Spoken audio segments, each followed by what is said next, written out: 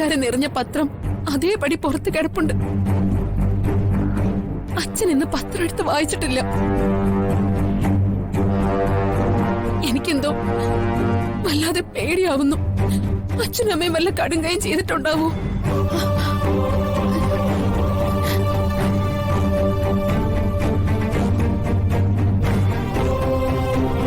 അങ്ങനെയൊന്നും ചിന്തിക്കില്ല ചേച്ചി.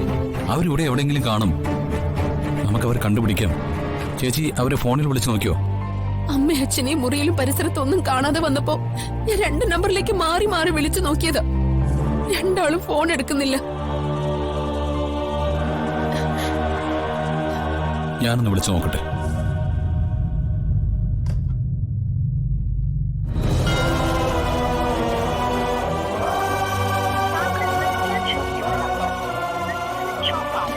എന്താ?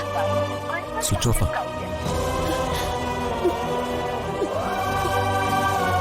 ഞാൻ അമ്മയൊന്ന് വിളിച്ചു നോക്കാം.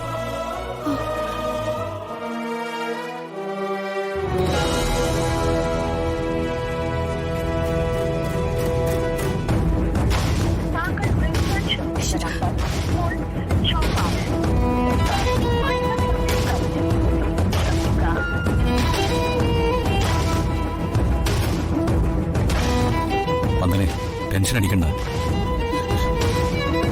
അവരെവിടെയും പോയിട്ടുണ്ടാവില്ല. ഇവിടെ എവിടെയെങ്കിലും തന്നെ കാണും.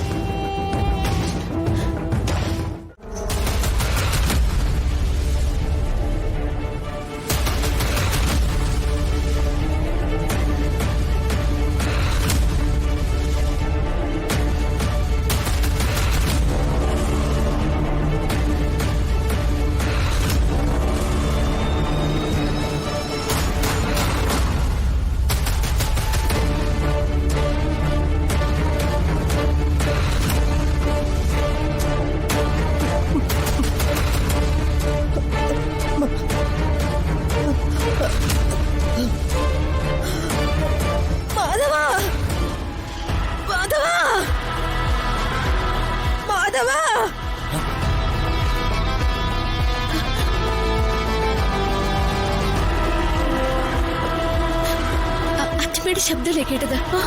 അച്ഛമ്മയ്ക്ക് ശബ്ദം തിരിച്ചു കിട്ടിയോ? വാ നോക്കാം.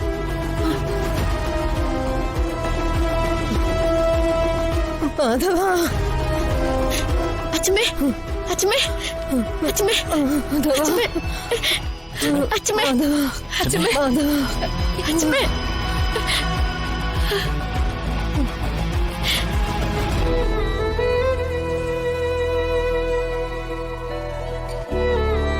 മാധവേട്ട,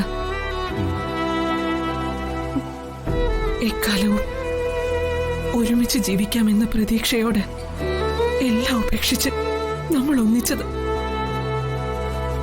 പക്ഷെ നമ്മൾ ഒരുമിച്ച് ജീവിക്കുന്നത്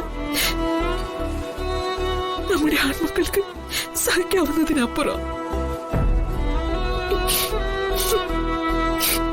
ഈ ജന്മം അവരത് അനുവദിക്കാൻ പോകുന്നില്ല.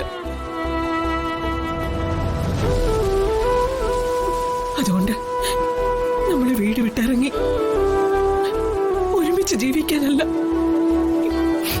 ഒരുമിച്ച് മരിക്കും.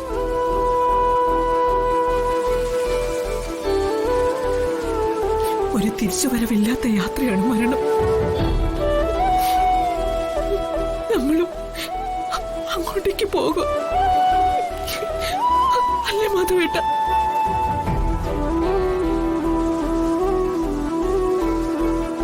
എവിടെയാണേലും എന്റെ ഒപ്പം എന്റെ മാധവേട്ടനുണ്ടായാൽ മാത്രം മതി എനിക്ക്.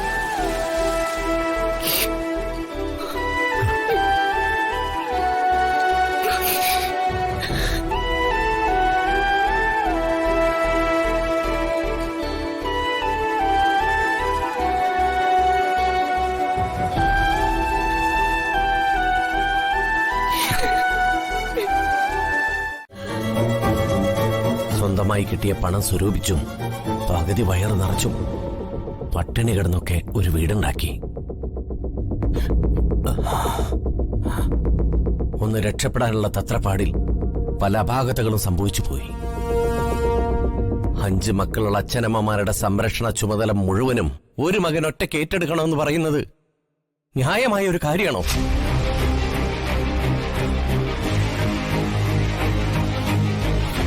അങ്ങനെ ഏറ്റെടുത്തിരുന്നെങ്കിൽ ഈ ജന്മം എനിക്കൊരു സ്വന്തമായിട്ടൊരു വീടുണ്ടാകുമായിരുന്നോ? അച്ഛന്റെ അമ്മയുടെ കാര്യത്തില് ഈ പ്രകാശിന് മാത്രമാണോ ഉത്തരവാദിത്തം?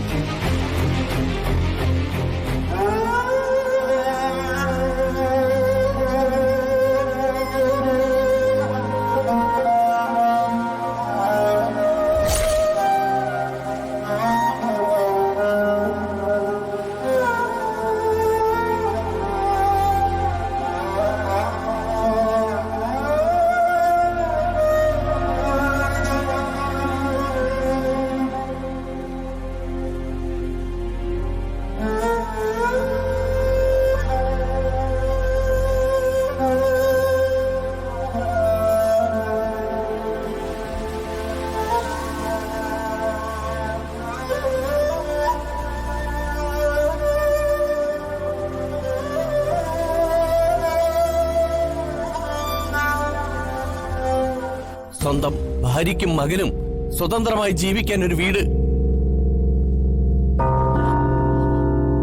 അതിനുവേണ്ടി പ്രകാശം ചെയ്തതൊക്കെ അവന്റെ ശരികളായിരുന്നു.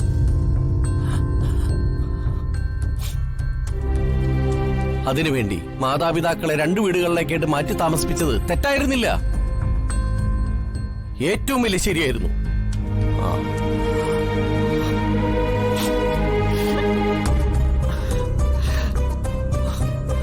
അത് മനസ്സിലാക്കി എന്നോടെന്താ എന്റെ ഭാര്യ സഹോദരങ്ങളും ക്ഷമിക്കാത്തത്?